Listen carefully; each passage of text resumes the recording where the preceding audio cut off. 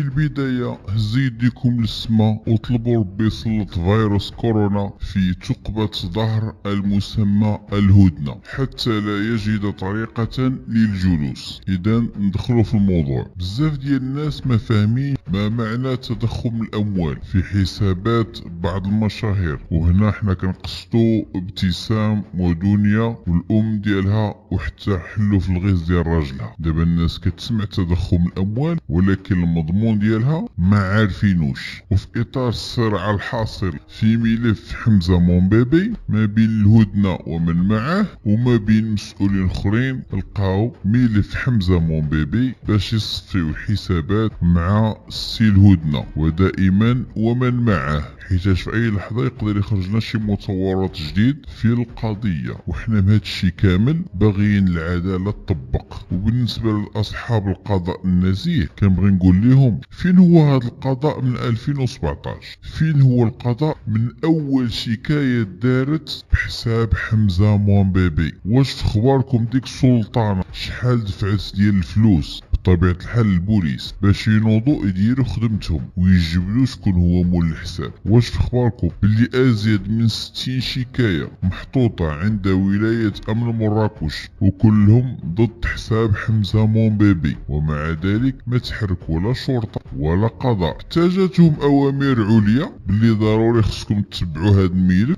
عاد ناضوا تحركوا. والمفروض في بلد القضاء ديالو كيحترم نفسه راه بمجرد تسلم اول شكاية خاصهم ينوضوا يقلبوا على المجرم. المهم ماشي هذا الموضوع ديالنا. الموضوع ديال تضخم، وانا كنقصد تضخم الاموال في حساب ابتسام باطمة، هو ان هاد السيدة دخلت في واحد اللعبة كبيرة، ماشي غير في مسألة الابتزاز والاتجار في البشر، بل في مسألة تبييض اموال المخدرات والكوكايين ديال هاد البارونات ديال المخدرات وديال الدعارة.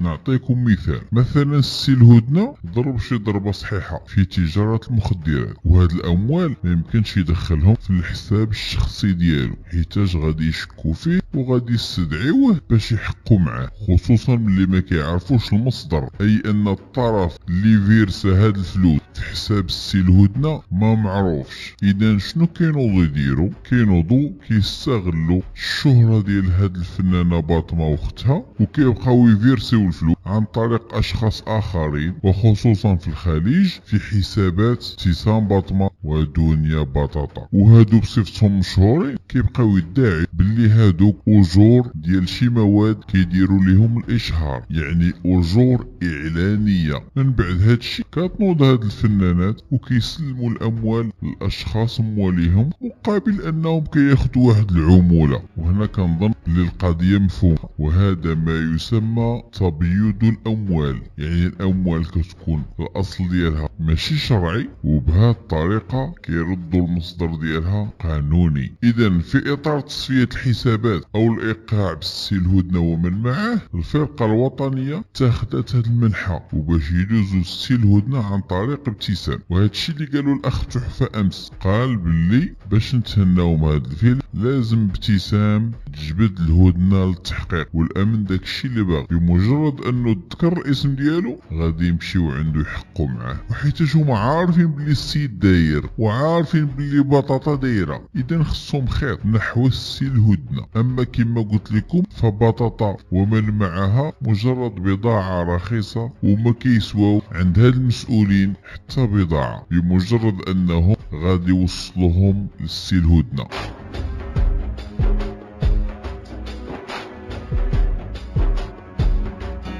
اذا اللعبه خوتي لعبه تصفيه حسابات، وحنا كشعب مغربي مادام هاد تصفيه الحسابات غادي نتخلصوا منها من حساب حمزه مونبيبي ومن الهدنة فهذا شيء جميل. وفي نفس الوقت هاد المتهمين واخا يتعاقبوا بعقوبات قليله بالمقارنه مع داكشي اللي كانوا كيديروا، فهذا هو المشكل، لان حنا هو الطرف الضعيف. وانا كنقصد بلي الشعب المغربي هو الطرف الضعيف واللي هو ديما الضربه كتجي غير فيه. ونتحداكم شي ضربه جات في المسؤولين الكبار، دائما الاخطاء ديالهم كيتحملوها الشعب، سواء زياده في الاثمنه ولا يكون في صندوق التقاعد خير مثال. المسؤولين الكبار ولا اللي كانوا مشرفين عليه شفروه وخواوه وجاب نكيران باش يعمر داك الصندوق، ناض بقى كيقتطع من اجور الموظفين وكيطلع مسين التقاعد. وكاين الكثير من الامثله. ودابا غادي نرجعوا الملف حمزه مونبيبي، واللي على ما يبدو ان الفرقه الوطنيه باغا تحسم الملف بعد ما لقاتش شي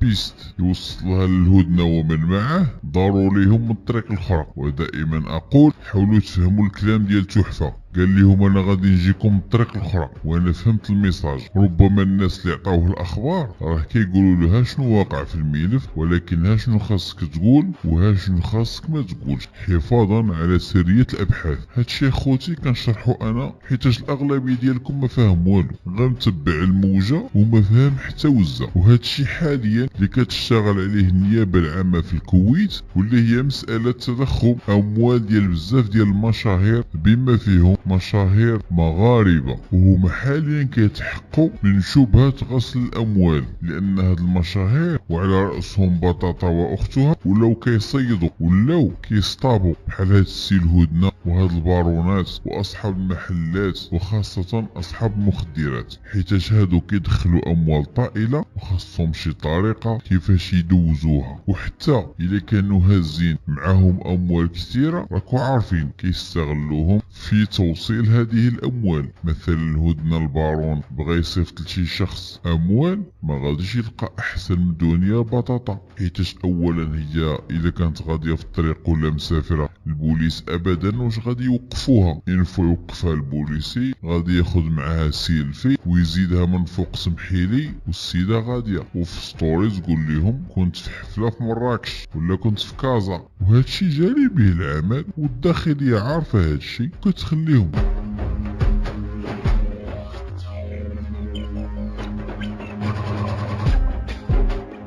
اذا التركه ديال باطمه دخلت في واحد اللعبه كبيره عليها بزاف، واللي من خلاله جنات اموال طائله، وزيد على ذلك اموال الابتزاز والاتجار في البشر، حيت كل عضو كان كيلغي بالغاه في حساب حمزه مونبيبي. البطاطا واختها كانوا كيصفيو الحسابات مع اللي في المجال الفني، سواء كانت بيناتهم خصومه وسواء ما كانش، ومع هي كانت مريضه بالانا والغرور فكانت كتستهدف اي شخص حتى يبقى لها السوق وحدها. كذلك انهم كانوا كيستهدفوا اصحاب المهرجانات وكيبقاو يهدوا فيه، اما تستدعي دنيا البطاطا واما الفضائح ديالك غادي تنشروا. وملي كيبغيو الخدمه في شي واحد كينوضو كيستدرجوه عن طريق فتيات الليل وكيديوه لهاد الشقق ديال السي الهدنه ومن معاه. كيبقى السيد عاطيها البيره وشم الغبره والكاميرا تسجل. اذا كيبقاو شادينو ورابطينو من الجهه اللي كتحرقو. يعني واحد العصابه خطيره خوتي المغاربه اكثر مما تتوقعون. راه نعيا نشرح لكم وكل نهار نجيب لكم قصه على داكشي اللي كانوا كيديروه. راه قسما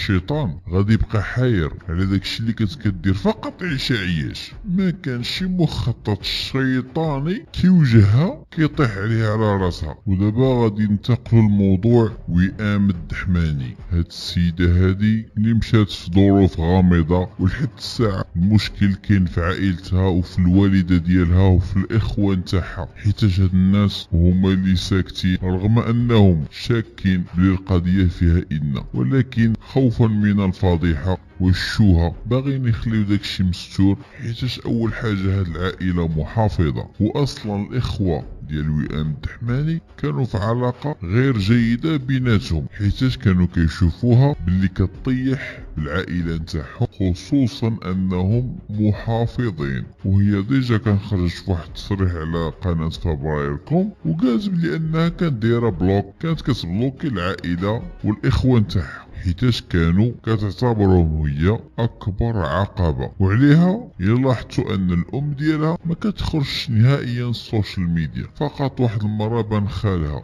إذا المشكل هنايا وأكبر عقبة هي عائلة وئام الدحماني. باركو شتو التصريحات الأخيرة ديالها قبل ما توفى، كيفاش كانت كتعاني ماديا، وكيف يعقل أن هاد السيدة توفى والحساب ديالها ما فيه حتى درهم إمارات. وهذا في حد ذاته سؤال محير، سواء تقتلات سواء انتحرت. ولكن للأسف حتى الأمن المغربي ما يقدرش يتحرك، حيتاش أول حاجة الجريمة وقعت خارج أرض الوطن وخارج الحدود الترابي المغربي. والحاجة الوحيدة لو أن مثلا الداخلية تنوض تتحرك ولا القضاء ينوض يقلب في القضية، غادي يراسل الناس ديال الإمارات وغادي يبغي الملف ديالها باش يقوموا بالدراسة عليه. ولكن هذا مسابع المستحيل، حيتاش المغرب ما كيعطيش حتى أهمية للمواطنين ديالو اللي موت الله يهنيه. المشكلة ديالهم هو أن المصالح ديالهم ما تقاش، أما الشعب فدائما هو في أسفل الأولويات. ولكن كنظن أن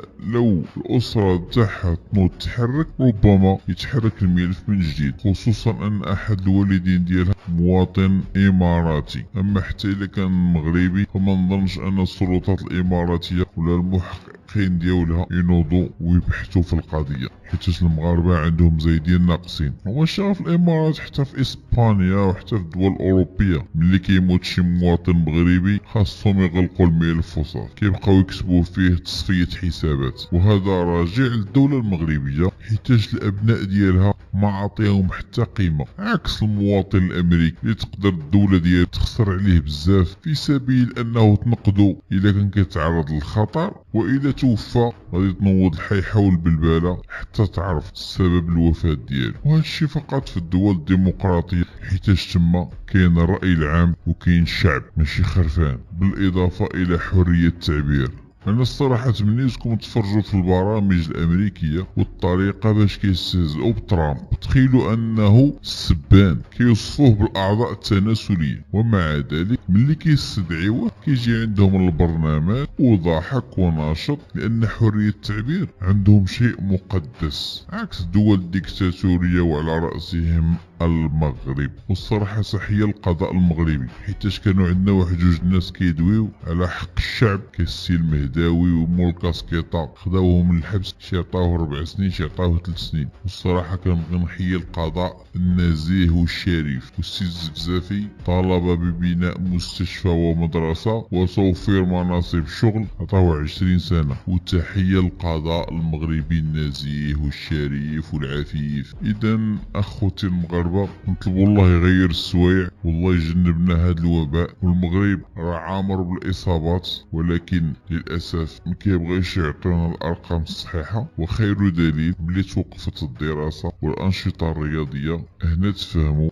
بلي الوضع خطير، حيتاش المسؤولين ديالنا حتى واحد ما كيتحاسب، حتى واحد ما كيتحاكم على الفتره اللي دوز، حتى واحد ما كيقولوا من اين لك هذا. وخا يشوفوا عنده تضخم الاموال كيعرفوه اللي يسيد منهم وما غاديش يشكل عليهم حتى خطر. اذا اخوتي المغاربه توقعوا فيديوهات جداد واخبار جديده، ودائما كيف القاعده قناه بلا حدود 24. والسلام عليكم.